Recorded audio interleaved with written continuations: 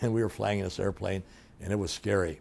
And when we finally got over to New Hampshire, we got to the airfield where we were supposed to land, and the old Yankee at the airfield says, "Our lights aren't working. I don't think you can land here." He said, "But I'll tell you what I'll do. I'll turn on my headlights on the car, and if you'll just follow from the left of that you can land in the field." Well, the pilot had enough sense to not take those directions because he had left wrong. He meant to say right. And had we landed, we would have hit about 6 telephone poles. And so the pilot said, "No, we're not landing here." So we went and landed in Vermont, about 20 miles away, another airport. And when we landed, I think we had a cup of gas left, and all of us were nervous wrecks. I remember that. Frank, how did that matter before Potter Stewart resolved? Well, with all that trouble flying all night and so on and so forth, we went in and we argued the case. He was there in hunting boots and a flannel jacket. We were in a little courtroom above a post office in New Hampshire. We made our motion, but it was denied, and we had to fly all the way back home past Canada. But that case I was successful in eventually. That case was called Scholl versus Hare. Scholl versus Hare, but that was joined with another case called Baker versus Carr, which argued before the Supreme Court a year later, and they quoted my opinion in the case, and it was held that not only the Michigan Senate, but bodies all over the legislative bodies all over the country were unconstitutionally apportioned, and eventually within 2 years made them reapportion every legislative type body from the townships to the legislature and Congress throughout the whole United States. That's so it's a landmark case. Right. That's what resulted in what they call one man, one vote. One man, one vote. One person, one vote. One person, one vote. Right. And that's what we were supposed to get, and we did. Did you make any changes in the organization of the Attorney General's office? No, I inherited a staff of senior attorneys. You were not a senior. You were 34. You were my deputy. But we did, as you remember, we had Mary Mall and different other attorneys there that were all in their mid-50s at that time. They'd had Herb Beatty. They'd had 20 years experience in public law in the Office of Attorney General, and I didn't care about their politics. I was just like the mayor in Alpena. I called them all in, and I assumed a lot of them were Republican appointees from years ago. I said, "Fellas, I want one thing. You take care of the law, I'll take care of the politics." And so I never disturbed any of that senior staff. I never let anybody go. I kept everybody. But as the staff expanded, I started to hire young graduates right out of law school. I had about 89 lawyers when I started. And then, of course, 37 years later, I had 300, and which sounds like a lot, but it really wasn't, because there were law firms in Michigan almost as big as mine, and I had tremendous responsibility. People don't have any idea what the responsibilities of Attorney General are. Tell us what an opinion of the Attorney General is and how it's developed.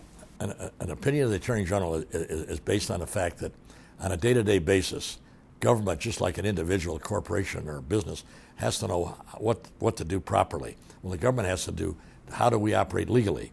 Whenever they have a snag, and whether something's legal or not, or what the law means, they have a right, members of the government have a right, to ask the Attorney General, the chief lawyer for the state, for his or her formal opinion as what does the law mean in answer to this question. And that's how the formal opinions of Attorney General come by. Attorney General used to issue maybe 100 opinions a year, and they're bound in a book, and they're in every law library. And the opinion of the Attorney General is binding on the state of Michigan, on all of its officers. And so as a result, it's binding on the state. But it is not a dictatorship, so if you attack the opinion of an Attorney General, it's presumptive law unless a court of record in a particular county overrules the opinion. If a circuit judge says the Attorney General is wrong and this is the law, then in that county the opinion is overruled. Then if it's appealed and the Court of Appeals overrules it, then it's overruled for the whole state. But in the time I was Attorney General, 37 years, I don't think I had more than one or two of the thousands of opinions I issued ever overruled by a court. What kind of new programs did you institute during your period as Attorney General? Well, I think, first of all, people have to understand that the Attorney General's office, you are attorney for the government. You're attorney for the governor, all the state agencies, and all state employees. You have to defend all the statutes, laws, and the Constitution of the state. In addition to that, you have to supervise the prosecuting attorneys of the state, and you also have to act as the people's lawyer. When and if a constitutional question comes up of concern to the public, you should intervene and protect the public. Those are all my duties. And so in order to do that, I felt that the Attorney Generals prior to me had not taken enough initiative in various areas. And so I became the first Attorney General to set up a consumer protection activity first with a couple lawyers, and then I set up a division with Maxine Virtue, a famous woman lawyer, was first Attorney General of the United States to have a full-time consumer protection unit. That was a time when Ralph Nader was in high school, so you can imagine it was considered rather radical. And then I set up the first organized crime unit of any state Attorney General of the United States. And we had the best records. We kept records on organized crime and did prosecutions in that area. And I was the first one to set up an environmental task force, first Attorney General of the United States to and actually start suits on the environment with a team of lawyers who were assigned to it every day. That's all they worked on. And so those were new programs that I started, and we became very active. I also would intervene in utility cases, which attorney generals hadn't done very often. I did it all the time, saying when utilities came in for rate increases, I would intervene and say, prove it. Prove that you need this money. And if you couldn't prove it to the satisfaction of the Public Service Commission, then I wanted the rates cut, or I want rebates, and so on. And of course, I got the undying wrath of public utilities for doing that, but the people liked those actions. And over the years, most of the time I won and did save millions and millions of dollars of rate increases. Those things are popular. And also I intervened in insurance cases. For example, Blue Cross Blue Shield was a state agency, and I used to always intervene if Blue Cross, in my judgment, were issuing rates that were too high for senior citizens. I would intervene in those cases, and sometimes I got those races cut. So I was what you call an activist attorney general. You had to deal with several governors, Frank. Tell us about those relationships. Yeah, it was really interesting, Leon, because prior to my tenure, the average attorney general served 2 years.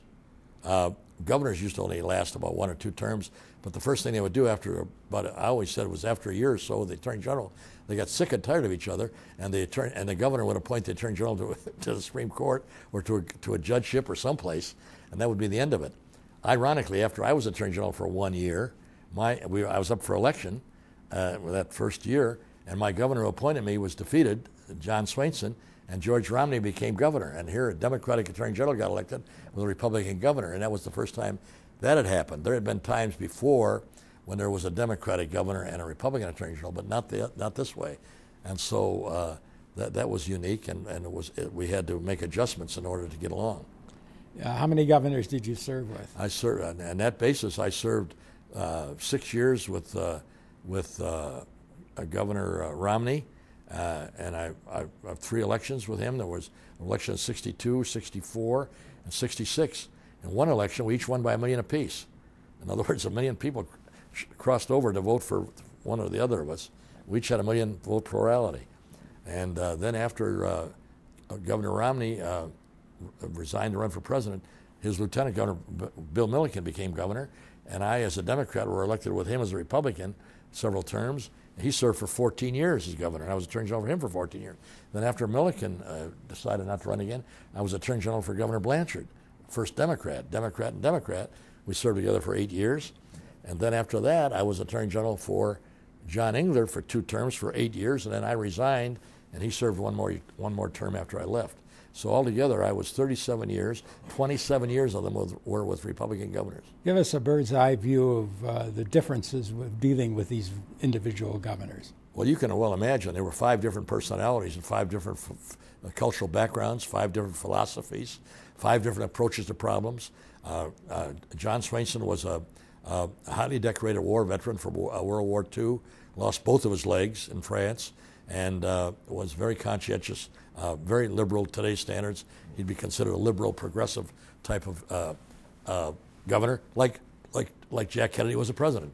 Kennedy was considered a young, progressive president, and John Swainson was a young, progressive governor. He didn't get a chance to prove himself because he got defeated after his first term. But he and I got along very well, both philosophically and socially. Then along came George Romney, who was a Republican, and I didn't know whether I'd be able to work with him or not, but turns out he was a moderate Republican, and he was only conservative on business matters and fiscal matters. He was conservative, but on civil rights and social issues, he was a progressive man. But his problem was, or I should say the problem between us was, he thought that the Attorney General was just like a corporate lawyer. When he was president of American Motors, he had a lawyer. He'd call a lawyer in and say, you do this, you do that, you do this. You know, you're my lawyer. He thought the Attorney General was just his lawyer and had to take orders from him. And we had an awful time. You'll remember, you were my deputy, trying to explain to Governor Romney that it doesn't work that way in government. The Attorney General has independent duties. He's your lawyer, but he's also a lawyer for the legislature and all the state employees, and he has an independent view of the law. If you're right, he'll agree with you, but if you're not right, Governor, he doesn't have to agree with you, and he certainly doesn't have to do your bidding.